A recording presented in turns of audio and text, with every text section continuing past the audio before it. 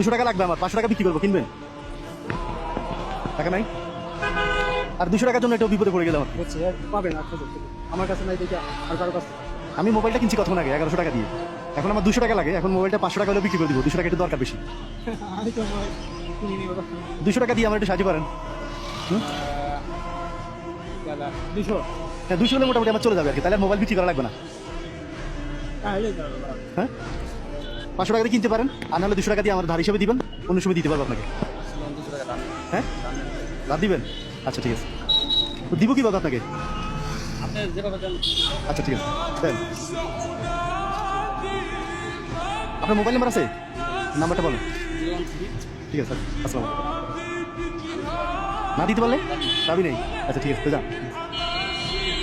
এ ভাই দাদা একটু সাইড করেন। এখন আপনি কি মোবাইল আছে? মোবাইল দেখি।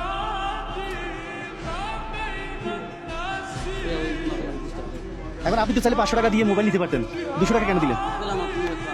মোবাইল আছে এর জন্য? ও আচ্ছা, আপনার মতো তো এরকম আরো 10 জন জিজ্ঞেস করছি। ঘটনা কি করছে জানেন? একজন যখন 200 টাকা দিতে রাজি হয়েছে, যখন শুনছে যে মোবাইল তো আমি দিব না, আমি ধান নিতে চাই 200, তখন কেটে পড়ছে। এরকম 2 জন হয়েছে। আর অনেকে তো নিবেই না, মোবাইল নিবে না, এত টাকা নাই।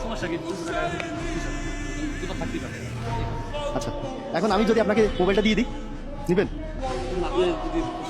ভাবির হাতে কি মোবাইল আছে? বাসায় মোবাইল নাই? তাহলে এটা বাসার জন্য, ভাবির জন্য ধরেন।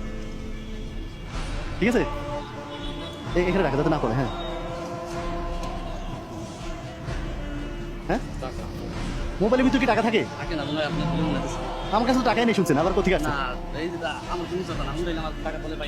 মোবাইল কোম্পানি কি মাঝে মধ্যে গিফট করে নাকি এরকম? এখন কি করবো এটা কার? হ্যাঁ আমি নিয়ে যাবো। আচ্ছা মোবাইলের ভিতরে যেহেতু পাইছেন, এটা কোম্পানি থেকে আর যেই দেখ, এটা আপনারই ধরেন। হ্যাঁ 2000 টাকা, 200 টাকা 2000 টাকা হয়ে গেছে। এটা আল্লাহ বরকত দিচ্ছে আপনার টাকার মধ্যে, 200 টাকার মধ্যে।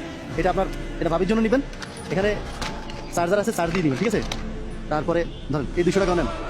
আমরা আসলে মোবাইলটা দেওয়ার জন্য আসছি একজনকে, কিন্তু মানবিক ব্যক্তি খুঁজতেছি, যার মধ্যে মানবিকতা আছে তারা দিব।